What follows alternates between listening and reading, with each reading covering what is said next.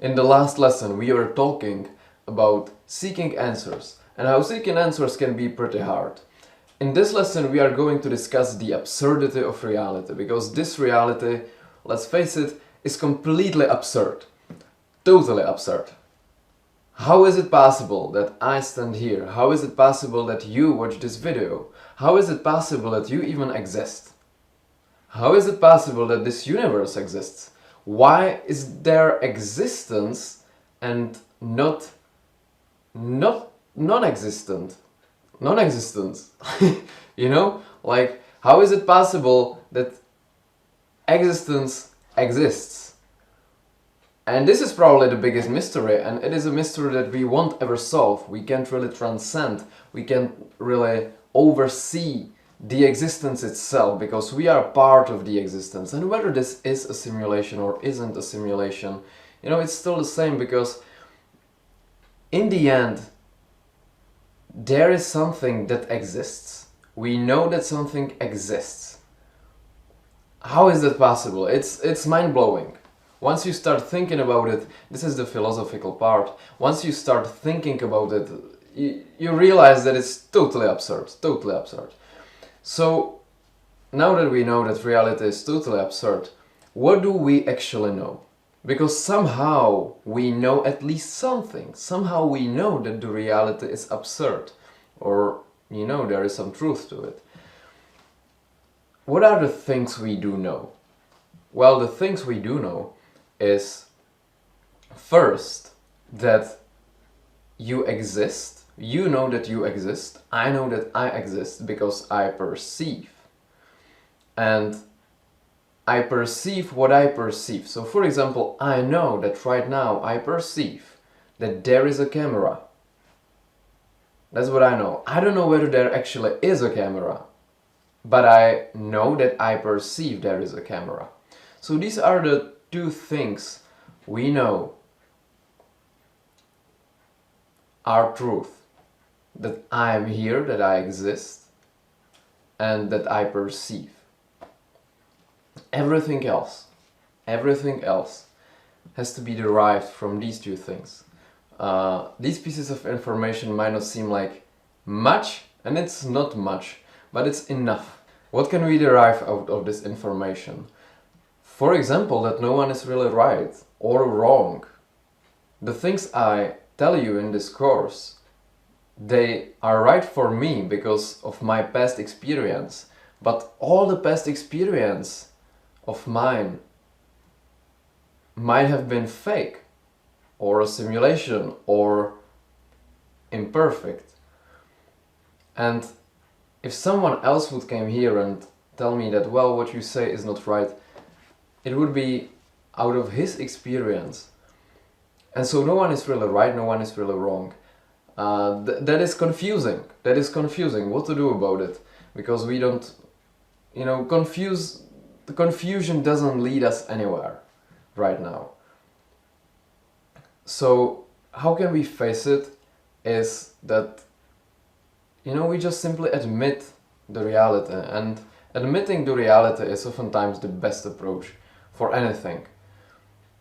So let's just face it in this way that yes, reality is absurd, yes, I don't know much, probably, like I'm totally unsure of totally everything, but based on my past experience, and now I'm throwing in the context of my past experience, the context of this world, the context of perceived laws of physics. And in this context, what I say is truth.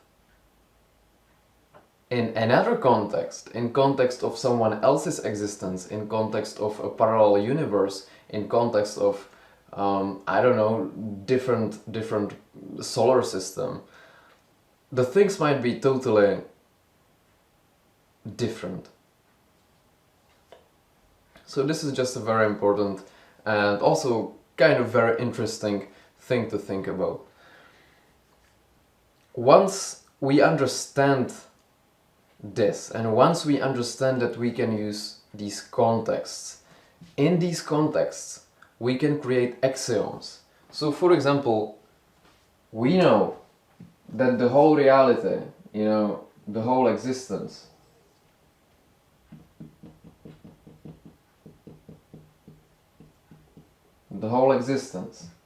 is totally absurd and we know nothing. Just that, I don't know, just that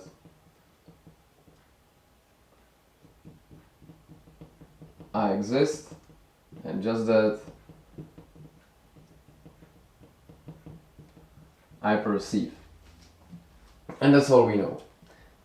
But we can throw in these contexts. So for example, here would be a context, a synthetic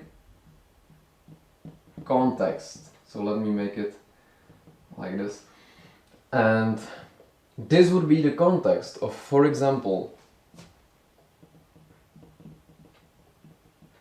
Earth, laws of physics. It would be the context of, for example, my life, and so on. And now we can say that in this kind of also synthetic context, there is this, again, kind of like synthetic point of truth that, for example, gravity works.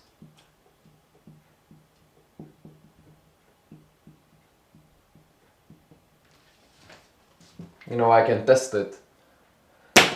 Gravity works. So in this context, we know this thing. But because it's a synthetic context, this thing might not be really truth. Maybe I just perceive the gravity. Maybe the gravity doesn't really exist. So how I call this, you know, point of belief is axiom. Axioms are some initial statements that we take as truth. And even though we are not sure whether that's truth or not, we decide to believe so. And everything we will discuss in this guide is going to be in a context like this.